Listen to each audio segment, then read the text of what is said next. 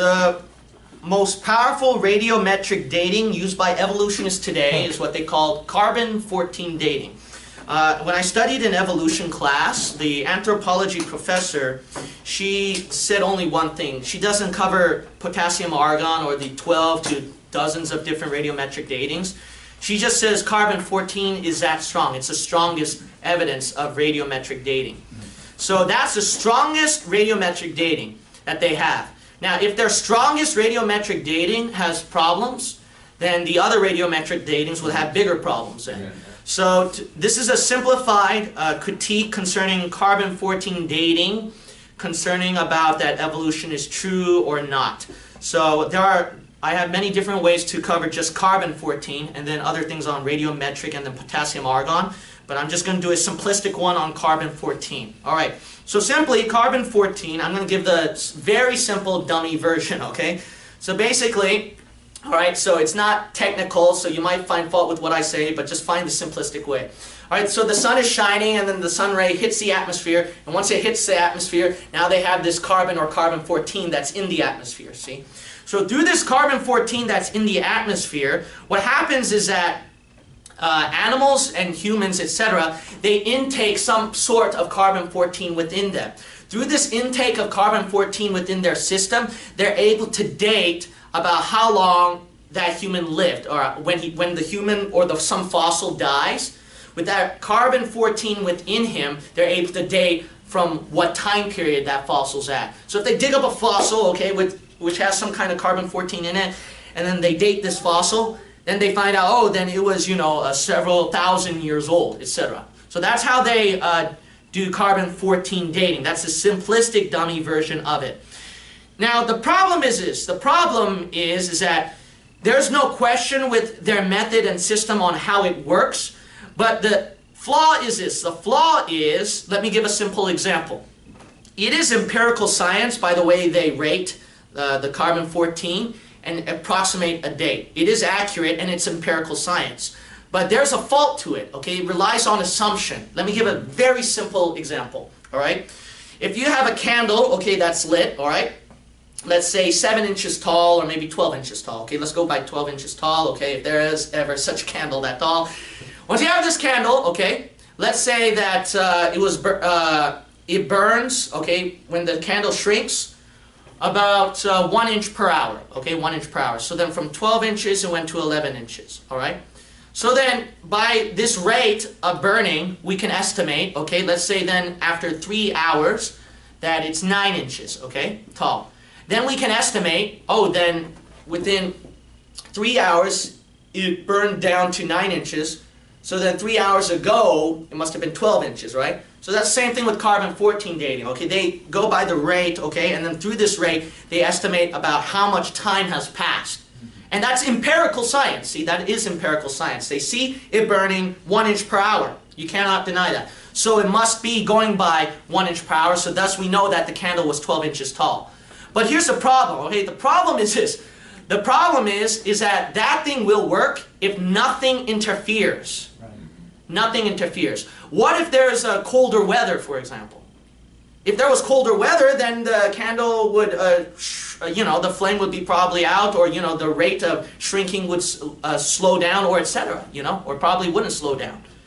What if there's a person, who chopped off one piece of the candlestick, for example? Then it just ruins the whole estimate. You see that? See, the thing is this. Evolutionists, this is their biggest fault. They automatically assume that once a fossil dies, that it was in a closed seal without any interference whatsoever for thousands of years, and these people didn't even know the practice of burying during that time. And then throughout these thousands, they have to have that much faith, see, for thousands of years that there was no factor involved that interfered. And that through this, then you can estimate the time.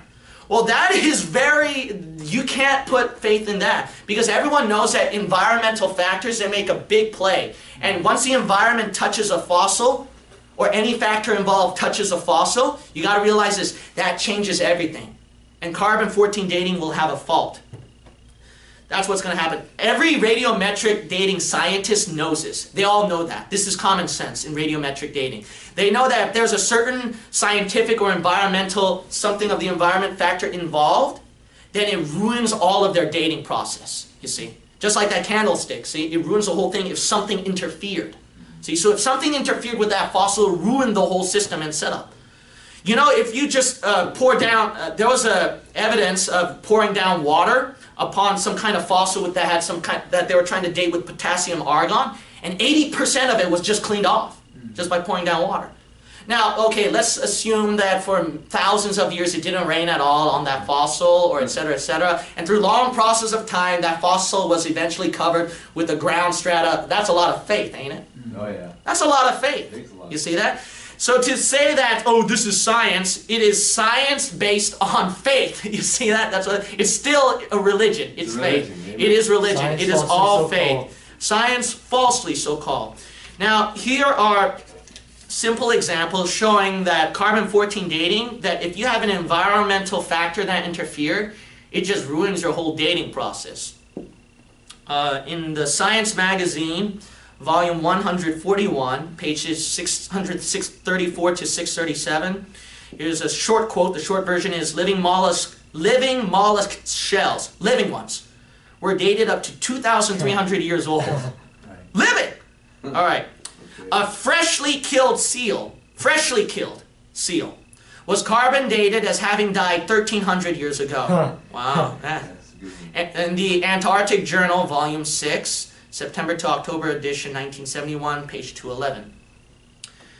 Another one. Shells from living snails were carbon dated, living snails, okay, the shells of them, were carbon dated as being 27,000 years old.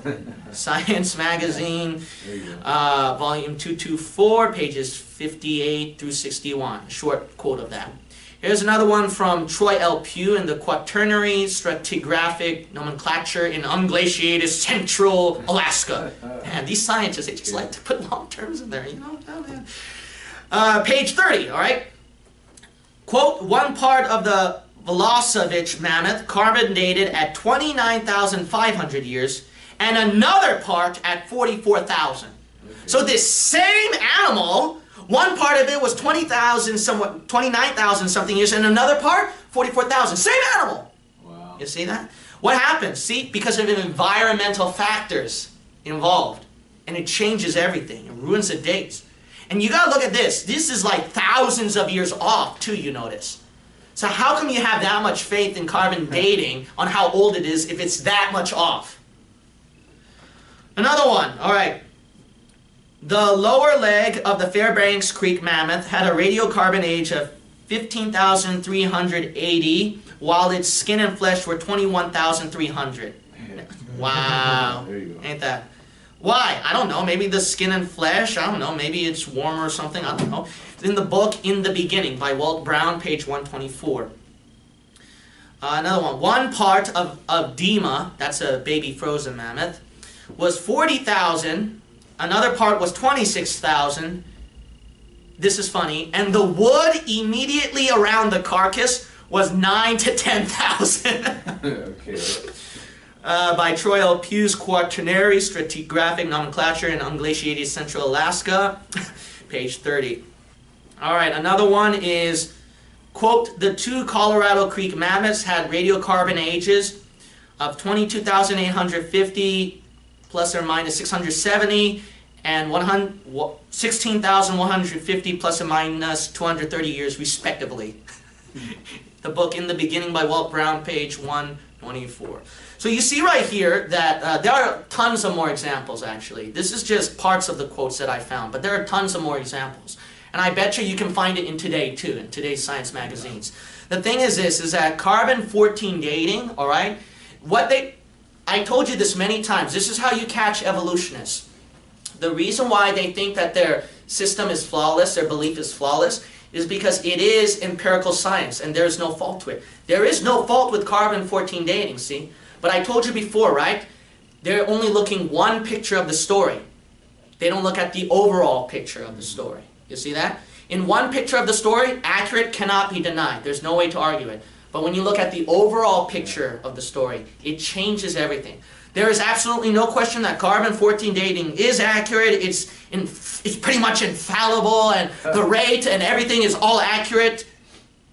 But when you look at the overall picture, okay, yeah, by the rate it's going, it's accurate, but what about if environmental factors are involved? Right.